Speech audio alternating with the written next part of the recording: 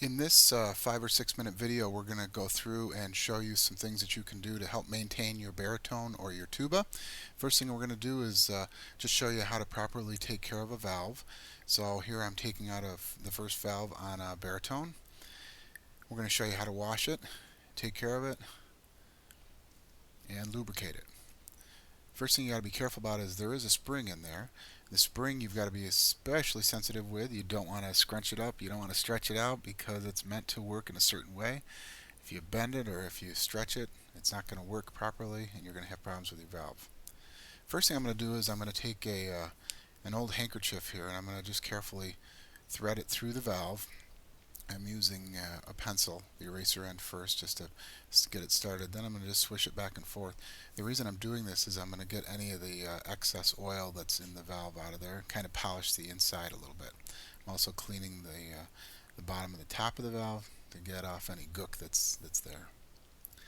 The bottom cap is also a good time to clean that out if you get a chance. A lot of times the oil will get down there and stuff.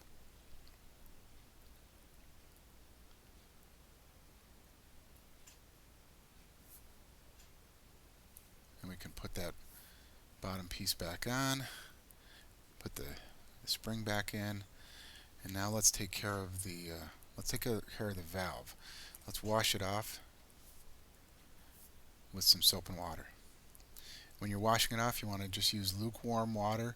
Regular dish detergent is fine, or regular soap. Try not to get the pad in the top wet or the felt. We're just going to clean off the valve itself. Get it nice and shiny. If you want to, this is a good time to brush out the inside also. Once that's done, you can dry it off with a paper towel and you're ready to go. That is the valve guide that I'm pointing to. That valve guide has got to go in very carefully when you put in your valve. The valve guide is going to line up with a notch that's inside of your valve. And I'm going to try and show it to you right here. I'm going to zoom in real close. If you look on the bottom of that valve, you will see a notch right there. And that valve guide has to go in that slot. There's the valve guide, the white thing, and it's going to go into that slot. So when you put your valve back together, make sure that you put it together correctly or it's not going to work. And another word of warning for baritone players, your case is really meant just to hold your baritone. Do not get into the habit of throwing books and folders and other things in your case. If you do, you can see with this particular case, it doesn't even close without really, wedging it down. So don't put books in there. Close it when you're done, latch it up. Oh, and make sure that you put your mouthpiece in the mouthpiece holder. Don't let it bang around inside your case. Keep them latched up when you're not using the instrument.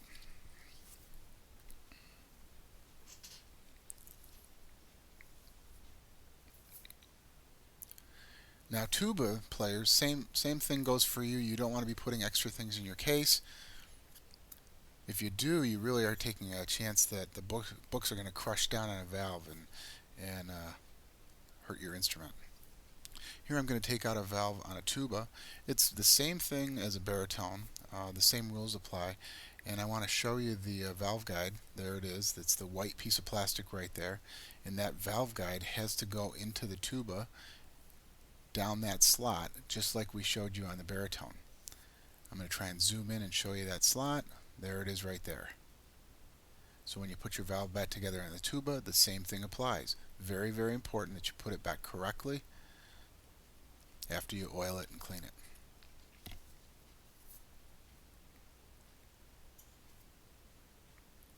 There again is a plastic valve guide. When you do oil valves, they only need a couple drops of oil. I think there's some people out there that believe that the more oil they use, the better off it's going to be. That's really not the case. 3 or 4 drops is plenty. That should last you for a couple days.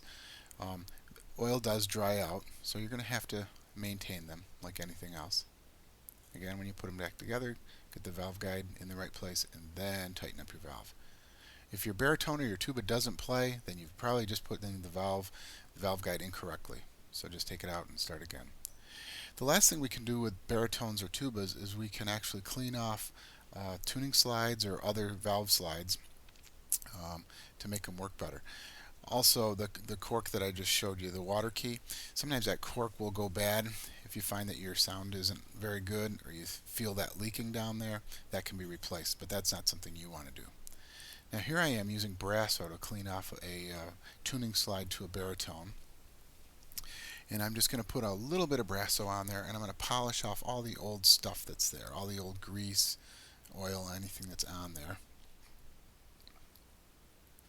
And it just takes a second. Then I'm going to wash that off so it's nice and clean all the way around.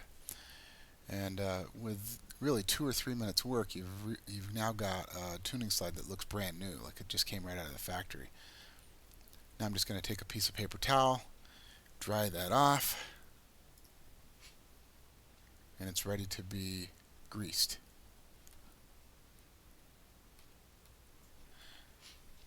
The grease that we use is very special grease. It's actually meant for slide grease. It's a little thick, so when you put it on, it's going to last for quite a while. And you don't need to put a ton on. Just put a little dab of it on, rub it around.